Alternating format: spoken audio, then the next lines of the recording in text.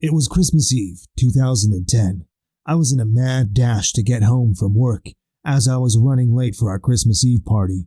It was pouring rain and driving conditions were quite murky. Just around the corner from our subdivision is a guardrail. It was a tight corner that had harbored many accidents over the years. As I passed the guardrail, I did a double take. Through the sheets of rain, I could make out the figure of a man who stood on top of it as if contemplating jumping. I did not flip around immediately. In fact, I drove my car into my driveway and sat there for a second, having an inner fight with myself. Part of me was arguing it wasn't my business and not to get involved, but the other part of me said, it's Christmas Eve. This guy might really need some help. Where is your holiday spirit?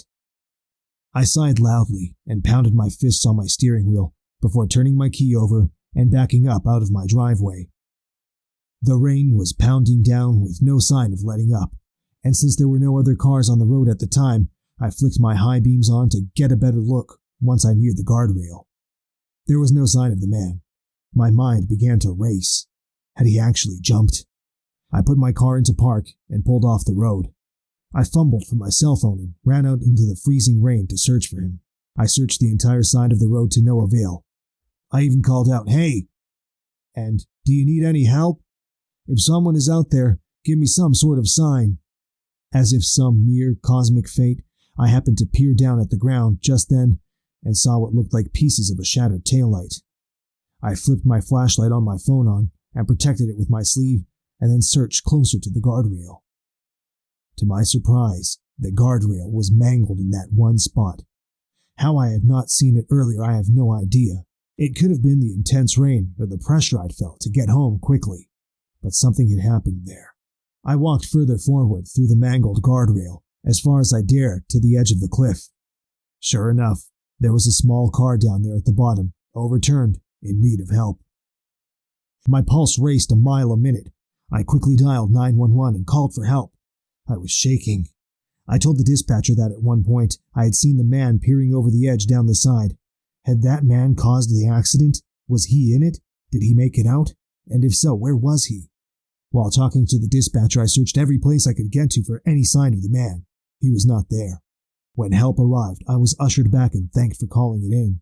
An officer led me to my car and saw me off.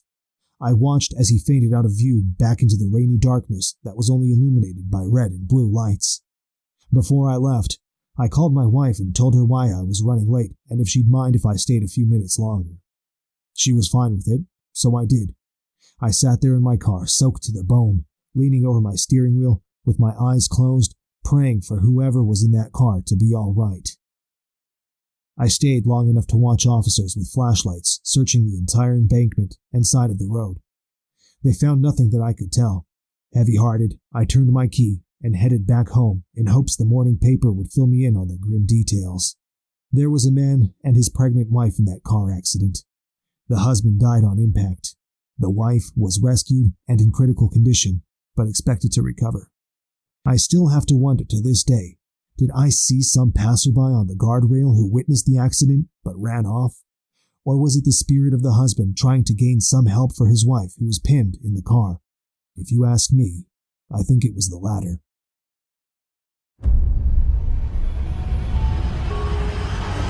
For more true scary horror stories and animated horror shorts, be sure to like and subscribe.